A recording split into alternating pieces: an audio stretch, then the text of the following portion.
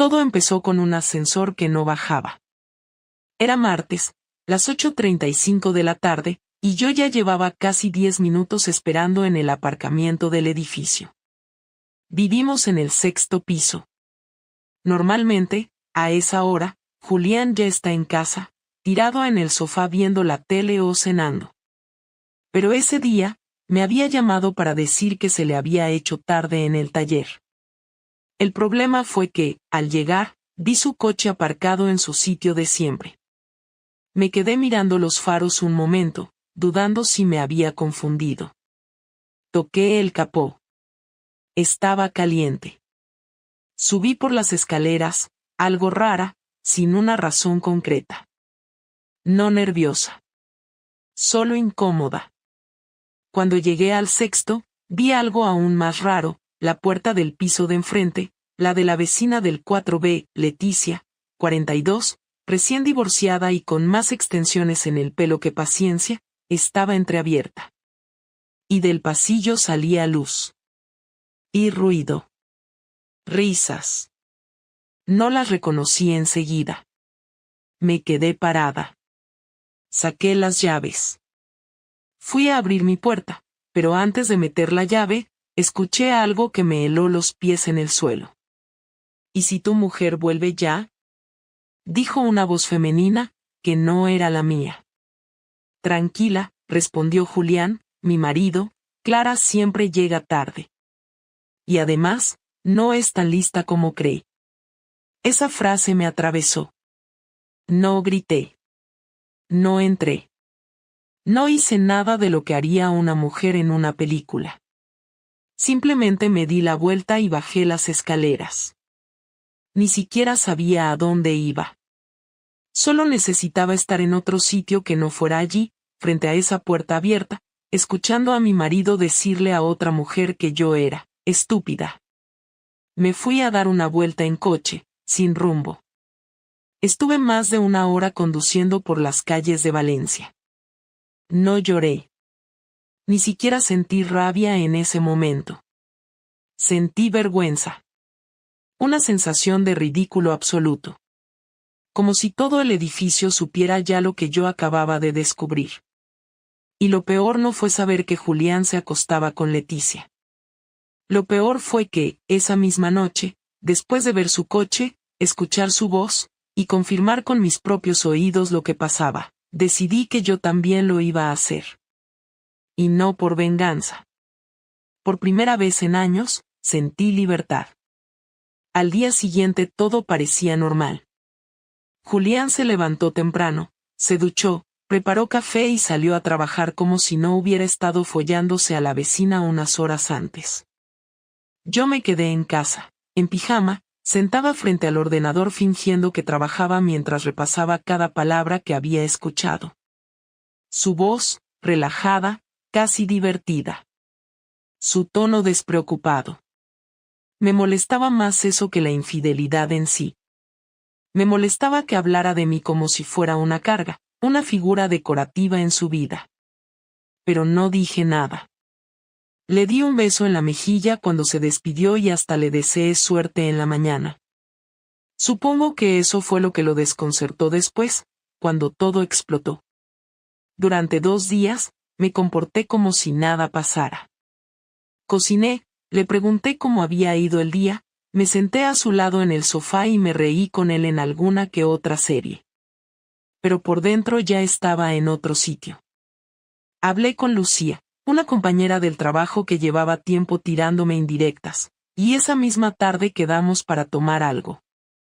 Era gay, directa, sin rodeos.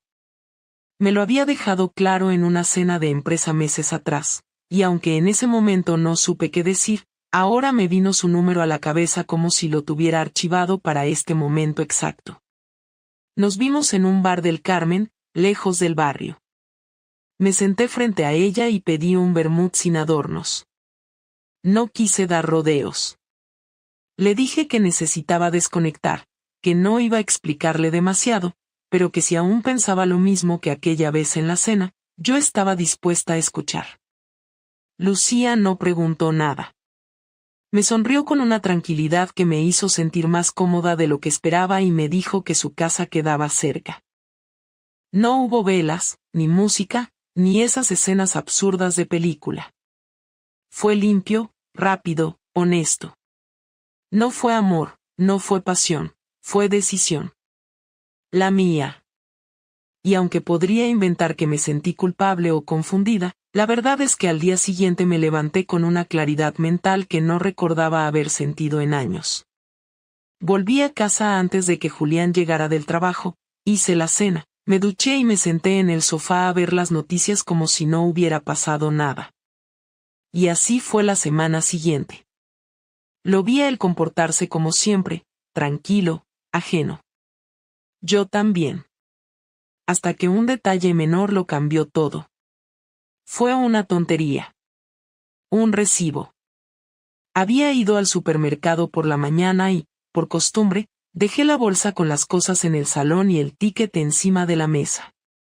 En ese ticket aparecía algo que no había comprado, una caja de preservativos. Lo noté, claro, pero no dije nada. Lo tiré a la basura como si no lo hubiera visto. Esa noche, mientras cenábamos, Julián se quedó en silencio más tiempo del habitual. No era raro que estuviera callado, pero esa vez era diferente. Parecía distraído, incómodo, como si le costara mantener la mirada. Me preguntó 2 veces si me pasaba algo. Le dije que no. Me preguntó si había ido a trabajar. Le dije que sí. Entonces, sin más, soltó lo siguiente: ¿por qué compraste condones hoy? Tardé 3 segundos en responder. Lo miré sin expresión, como si me hubiera preguntado por la hora. No los compré yo, dije. Él frunció el ceño, y ahí supe que había empezado a sospechar algo, pero todavía no sabía qué. Aparecen en el ticket del súper. Lo vi en la mesa. Respondí sin pestañear, pues entonces el cajero se equivocó, porque no los traje, o los has visto en casa. Ese fue el inicio. Esa noche no pudo dormir. Se movía en la cama como si le picara la conciencia.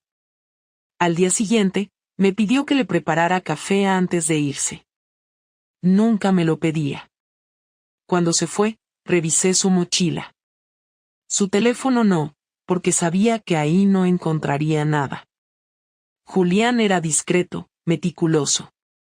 Pero el cargador de su Apple Watch estaba ahí, y su reloj no estaba. Lo usaba para registrar pasos y pulsaciones, y tenía una app conectada al móvil que, si sabías cómo, podías sincronizar con tu cuenta. Lo hice. No para ver sus pasos, sino para acceder a su calendario. Ahí lo vi todo. Los horarios en los que decía que estaba en el taller no coincidían con las entradas del calendario. Había citas marcadas como reunión vecinal, reparación externa, cita médica. Demasiadas. Demasiado exactas. Y entonces lo hice. Marqué una de esas horas como ocupada y le envié una alerta automática desde la app. Quería ver si reaccionaba. Esa noche, cuando llegó a casa, parecía molesto, distraído otra vez. Cenamos en silencio. Luego, mientras recogía los platos, preguntó: ¿has tocado mi reloj? Le dije que no. Me miró con una mezcla de duda y rabia contenida. Algo raro ha pasado con el calendario. Le pregunté por qué tenía eventos marcados durante el horario de trabajo si supuestamente estaba en el taller. Dijo que eran cosas personales, que no entendía por qué yo preguntaba eso. Y entonces le dije: no entiendo por qué te molesta tanto si, según tú, nunca tienes nada que esconder. Ahí fue cuando lo supe. No por lo que dijo, sino porque no respondió nada. Solo se quedó callado, con la mandíbula apretada, como si alguien le acabara de leer la mente. La pelea empezó 2 días después, en la cocina, un jueves por la noche, justo después de cenar. Yo había dejado el lavavajillas puesto y Julián estaba revisando unos correos en su portátil. El ambiente era denso, como si los dos supiéramos que algo estaba a punto de estallar, pero ninguno quería ser el primero en decirlo. Hasta que lo fui yo. Cerré la puerta del lavavajillas, me giré y le pregunté directamente, ¿desde cuándo te acuestas con Leticia? La frase salió seca, sin gritos ni lágrimas. Solo la pregunta. Julián se quedó en silencio, luego desvió la mirada hacia la pantalla como si intentara encontrar refugio en ella. No respondió. Lo repetí, más despacio, ¿desde cuándo te la follas? Entonces me miró, finalmente, y dijo, ¿de qué estás hablando? Ya no podía volver atrás. Fui directa. El martes por la noche estabas en su casa. Pensé que estabas trabajando tarde y tu coche estaba aquí, en el garaje. Te escuché. A ti. A ella. Tu voz. Tu forma de hablar de mí como si fuera una idiota. El silencio que siguió fue largo, incómodo, cortante. Julián cerró el portátil despacio, como si le costara procesar la situación. Me miró sin decir nada durante unos segundos más y luego soltó, no es lo que crees. Esa frase, típica, gastada, me sacó por fin de mi calma. Caminé hacia él, apoyé las manos en la mesa y le dije, sin levantar la voz, entonces explícame exactamente qué creo yo, porque lo único que escuché fue tu voz diciéndole a ella que yo no era tan lista como creía.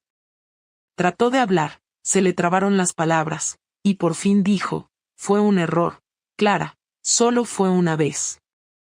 Le respondí sin pestañear, te escuché decir que siempre llego tarde y que no me entero de nada.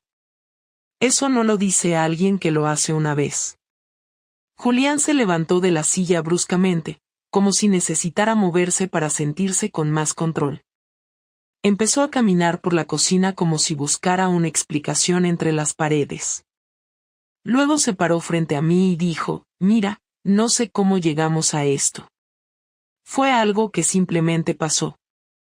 Estábamos hablando, tomamos algo, y sí, pasó. Pero no significa nada. No es como si estuviera enamorado de ella. Fue una estupidez. Le pregunté, ¿cuántas veces? Dudó. Luego dijo, 3. 4. No lo sé.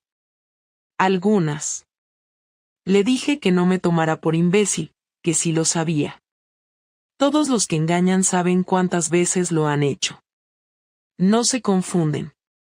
No se les olvida. Pero él siguió con el mismo tono, intentando que pareciera que no tenía importancia. Como si fuera algo casual. Como si no me hubiera partido la cara contra el suelo con su traición. En ese momento ya no se trataba de Leticia. Ni del sexo. Ni siquiera de la mentira. Se trataba de la forma en que me miraba, como si todavía pensara que podía manejar la situación a su favor. Le dije que no me interesaba escuchar excusas, que no me importaba si fue con ella o con otra, que lo único que me interesaba era saber por qué había decidido despreciarme de esa forma, por qué no me lo dijo, por qué prefirió tratarme como una mujer invisible antes que enfrentar la realidad. Me gritó que no todo en la vida se resuelve hablando, que a veces uno hace cosas sin pensar, que no todo tiene un porqué. Le grité que eso era una cobardía, que lo mínimo que podía haber hecho era tener la decencia de decirme la verdad antes de dejar que yo me convirtiera en una sombra en esta casa. La discusión subió de tono. Los dos gritábamos, los dos sacábamos cosas del pasado, los dos estábamos desbordados. Él me acusó de ser fría, de no querer tener sexo, de estar siempre distante. Yo le recordé que llevábamos meses sin hablar de nada profundo, que se había vuelto un mueble en esta casa, que nunca me preguntaba cómo me sentía, que jamás había mostrado interés por nada que no fuera su rutina. Me dijo que yo también había cambiado, que ya no era la misma, que me pasaba el día con el móvil o con amigas del trabajo, que parecía que no quería estar aquí. Me reí en su cara. Le dije que claro que había cambiado, que como no iba a cambiar si vivía con un hombre que no me veía, que no me tocaba, que no me escuchaba. que si me había alejado era porque él ya no estaba. En ese punto, la conversación dejó de tener sentido. Ya no era una confrontación, era solo dos personas gritando desde sus propias trincheras, sin intención de entenderse. En un momento, Julián dio un golpe a la mesa y se fue a la habitación, cerrando la puerta de un portazo. Yo me quedé en la cocina, de pie, temblando. No lloré. No por orgullo, sino porque ya no me quedaban lágrimas. Me serví un vaso de agua, lo bebí despacio, y me senté en el suelo con la espalda contra la nevera. No pensaba en Leticia. Ni en Julián. Pensaba en mí. En la versión de mí misma que había dejado de existir hacía tiempo. Y esa noche, decidí que él no iba a tener el privilegio de destruirla del todo. El sábado por la mañana, Julián no estaba. Tampoco dejó nota, ni mensaje, ni rastro. Su coche no estaba en el garaje. Lo primero que pensé fue que se había ido a casa de Leticia, pero no era su estilo desaparecer así sin decir nada. Repetí la rutina de siempre, me duché, desayuné, hice la cama y traté de no pensar demasiado, pero algo me daba vueltas en la cabeza. Ese tipo de silencio no era casual. A las 12 del mediodía me llamó mi hermana. Su voz sonaba tensa, como si no supiera por dónde empezar. Me preguntó si estaba bien. Le dije que sí, que por qué. Me dijo que no sabía cómo decirme esto, pero que esa mañana había recibido un mensaje extraño de Julián, un enlace a una carpeta de Drive con mi nombre. Al abrirlo, encontró capturas de pantalla, correos, conversaciones y fotos mías con Lucía. Fotos que yo no había tomado, algunas en bares, otras saliendo de su edificio, y una en la que se me veía claramente entrando en su piso con ella detrás. Mi estómago se encogió. Mi hermana no me juzgó, solo me dijo que estaba sorprendida, pero más por el hecho de que Julián le hubiera enviado todo eso, no por lo que había visto. No era tonta, sabía que nuestro matrimonio no estaba bien desde hace tiempo. Le pedí que me reenviara el correo. En cuanto lo abrí, me di cuenta de que él llevaba tiempo planeándolo. No era solo un arrebato. Había detalles, fechas, información precisa. Fotos ordenadas cronológicamente. Un texto al principio donde explicaba que llevaba semanas sospechando de mí, que había confirmado su teoría y que consideraba que todos los que me conocían merecían saber qué tipo de persona era yo realmente. El tono era frío, calculado. Firmado por él. La carpeta no solo la había enviado a mi hermana. También a mis padres, a mi jefe, a dos de mis amigas más cercanas, e incluso a una prima con la que apenas hablaba. Lo supe porque empezaron a llegar los mensajes. Al principio eran cortos, llenos de sorpresa. ¿Estás bien? ¿Qué ha pasado? No entiendo nada. Luego, más directos. Esto es verdad. ¿Por qué no me contaste? ¿Qué va a pasar ahora? Me senté en el sofá, en shock, leyendo uno tras otro. No respondía a ninguno. Sentía que me estaban mirando desde todos los ángulos, como si hubiera perdido el control total de mi vida. Intenté llamarlo, pero tenía el móvil apagado. A las 3 de la tarde, alguien tocó la puerta. Abrí sin pensar. Era Julián. Llevaba una mochila colgada al hombro y una expresión serena, casi satisfecha. Entró sin decir nada. Lo seguí hasta el salón. Se sentó, apoyó los codos en las rodillas y dijo, «Ya todos saben quién eres». No entendía cómo podía hablarme así después de lo suyo con Leticia. Le dije que no tenía derecho a exponer mi vida privada de esa forma, que lo que yo hiciera o dejara de hacer no justificaba esa humillación pública. Me miró sin pestañear y dijo, «Tú decidiste traicionar, yo decidí contar la historia completa. Eso no es venganza, es transparencia». Me reí con rabia. Le dije que entonces también debería haber incluido sus fotos entrando en casa de la vecina, sus mensajes con ella, sus pequeñas escapadas nocturnas. Me respondió que lo suyo había sido un error, algo estúpido, que nunca tuvo intención de arruinarme la vida. Que yo, en cambio, me había metido en otra cama y había salido feliz. Esa frase me golpeó. No porque fuera cierta, sino porque era exactamente el tipo de frase que una persona usa para convertir su culpa en virtud y la del otro en delito. Le dije que era un hipócrita, que su dignidad herida no le daba permiso para arrastrarme por el suelo frente a mis padres y compañeros de trabajo. Me dijo que ahora estábamos en paz, que él se había enterado de mi engaño y había reaccionado, que no tenía intención de hablar más del tema. Me levanté, fui a la cocina y le dije que se fuera. No me gritó, no discutió. Simplemente se levantó y salió sin cerrar la puerta del todo. Esa noche no dormí. Cada mensaje, cada mirada que me imaginaba de la gente que había visto las fotos me daba vueltas en la cabeza.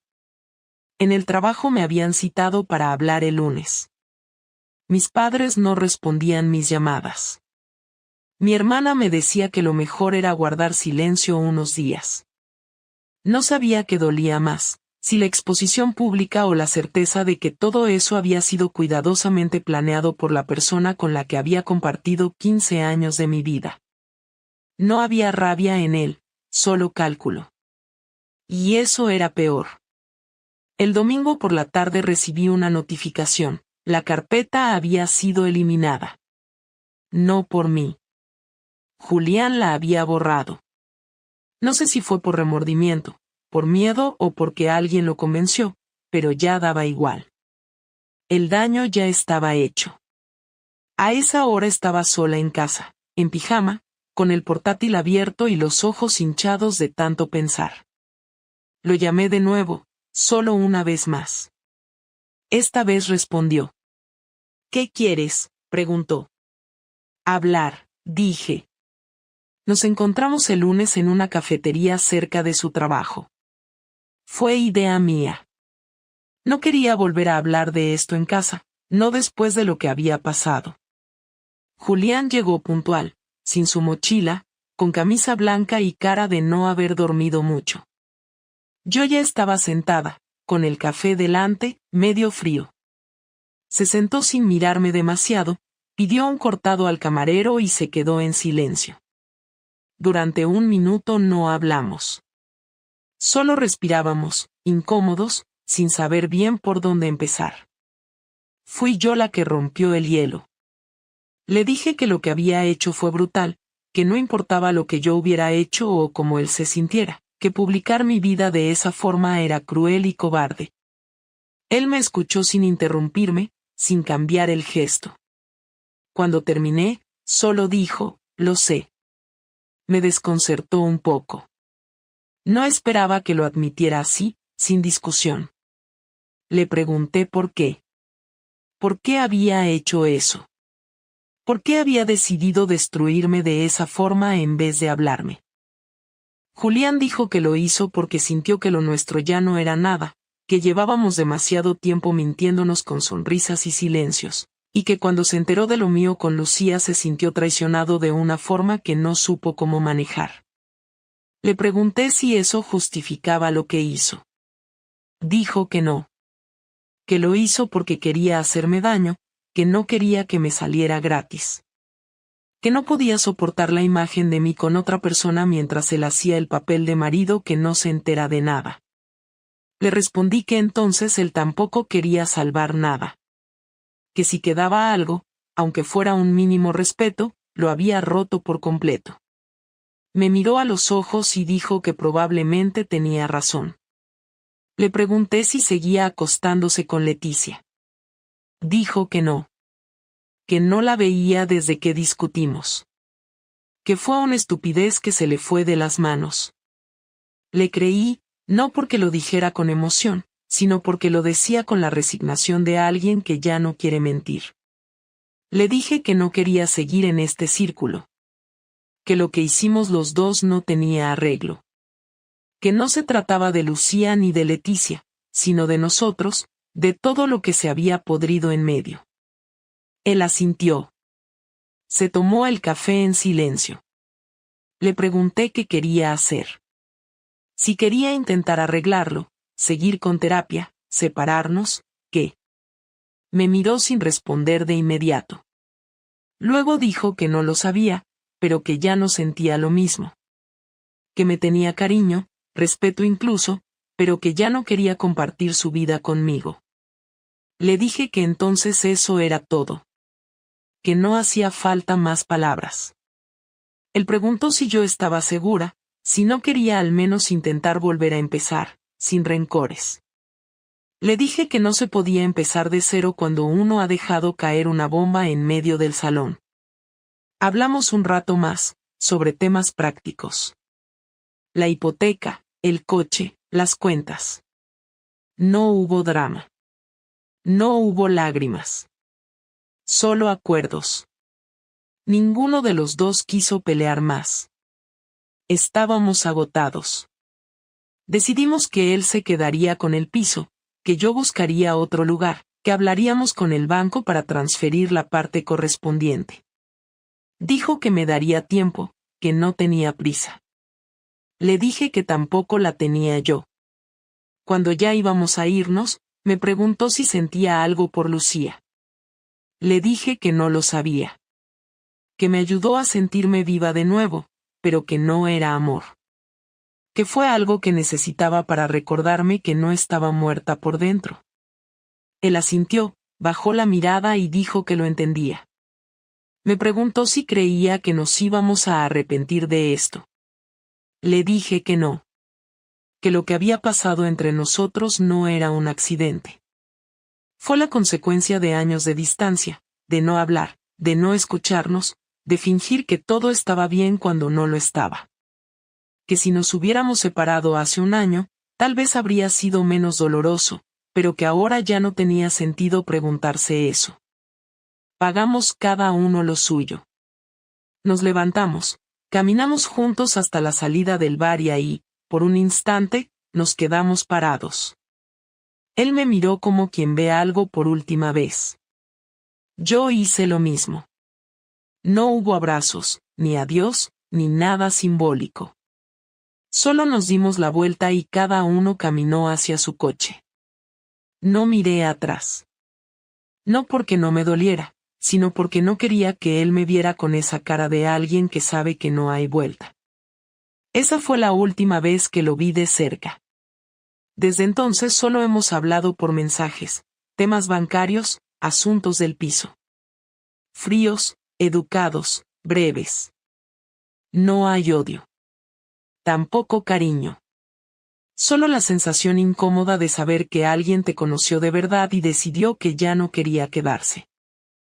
Han pasado 3 semanas desde esa última conversación en la cafetería. No he vuelto a ver a Julián en persona, y aunque a veces aparece su nombre en alguna notificación bancaria o en correos relacionados con la casa, su presencia ya no ocupa el espacio que ocupaba antes. La rutina se ha transformado. Me mudé a un piso pequeño en el barrio de Ruzafa, cerca de mi trabajo. No hay nada especial en él, salvo que nadie me espera cuando llego y nadie me interrumpe cuando quiero estar sola. Me acostumbré al silencio más rápido de lo que imaginé. Al principio no era silencio lo que sentía, era una ausencia incómoda, como una silla vacía en una mesa para dos, pero ahora ya no lo noto.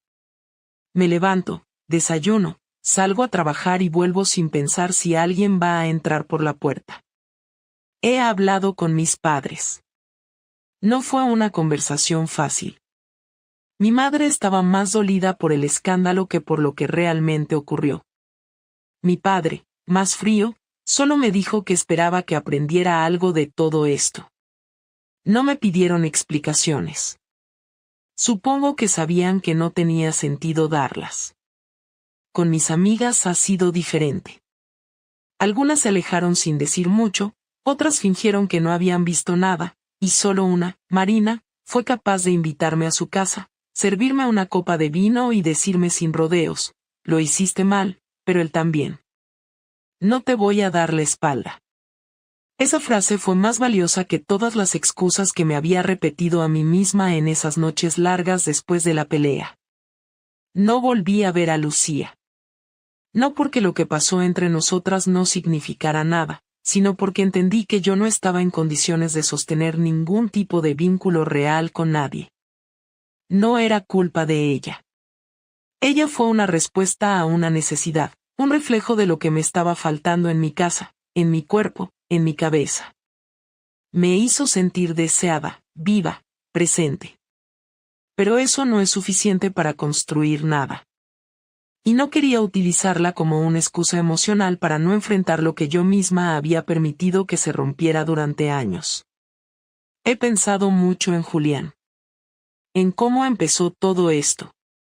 En lo que no dijimos cuando todavía podíamos hablar, y en lo que nos gritamos cuando ya no servía de nada. Durante muchos años pensé que tener una pareja era una mezcla de aguantar, negociar, ceder y convivir con las pequeñas frustraciones diarias. Pero ahora creo que el error fue quedarnos callados demasiado tiempo. Yo dejé de pedir lo que necesitaba porque asumí que ya no importaba. Él dejó de mirar lo que teníamos porque pensó que nunca iba a cambiar. Los dos actuamos como si el otro fuera a estar ahí siempre, aunque ya no hubiera nada que sostener. No me arrepiento de haberlo enfrentado, ni de haberme acostado con Lucía, ni de haber dicho todo lo que dije en aquella conversación final. Me arrepiento de no haber tenido esa conversación un año antes, cuando todavía había algo que salvar. Me arrepiento de no haber tenido el valor de decir en voz alta que estaba cansada, vacía, y que necesitaba algo más que cenas silenciosas y camas compartidas sin tocarnos. No porque eso hubiera cambiado el final, sino porque me habría ahorrado el sabor amargo de ver cómo todo explotaba de la peor manera posible. Julián me escribió hace unos días. Un mensaje corto. Me decía que estaba bien, que el piso ya estaba a su nombre, que me agradecía haber cumplido con nuestra parte del acuerdo, y que esperaba que todo me saliera bien. No respondí. No porque le guardara rencor, sino porque no supe qué decirle. Todo lo que teníamos que decirnos ya lo habíamos dicho. Las disculpas, las culpas, las justificaciones. Nada de eso iba a devolvernos el tiempo, ni a reconstruir lo que se había destruido. Ahora paso las tardes en casa, a veces viendo series que nunca pude ver porque las odiaba, a veces leyendo cosas que tenía pendientes hace años. Vuelvo a salir con amigas sin tener que dar explicaciones. He vuelto a dormir del tirón sin despertarme a mitad de la noche sintiendo que alguien me da la espalda. Me estoy acostumbrando a decidir por mí. No sé si eso es empezar de nuevo o simplemente continuar, pero por primera vez en mucho tiempo, siento que cada decisión que tomo es mía, sin tener que esperar la aprobación o el gesto de alguien que ya no estaba realmente ahí. No hay un final feliz en esta historia. Tampoco un final trágico. Solo hay un final. Una relación que se rompió por dentro antes de romperse por fuera, y dos personas que no supieron, o no quisieron, verlo a tiempo. Aprendí que la traición no siempre empieza con una cama ajena, a veces empieza con el silencio. Que el daño no siempre viene del grito, a veces viene de lo que no se dice. Y que quedarse por costumbre, por miedo o por comodidad es la forma más segura de perderse a uno mismo. Eso es lo que me queda. Una historia que terminó en 30 días, pero que se había estado deshaciendo por años. Y aunque no sé qué vendrá después, al menos sé que no voy a volver a quedarme callada mientras todo se rompe. Eso ya no.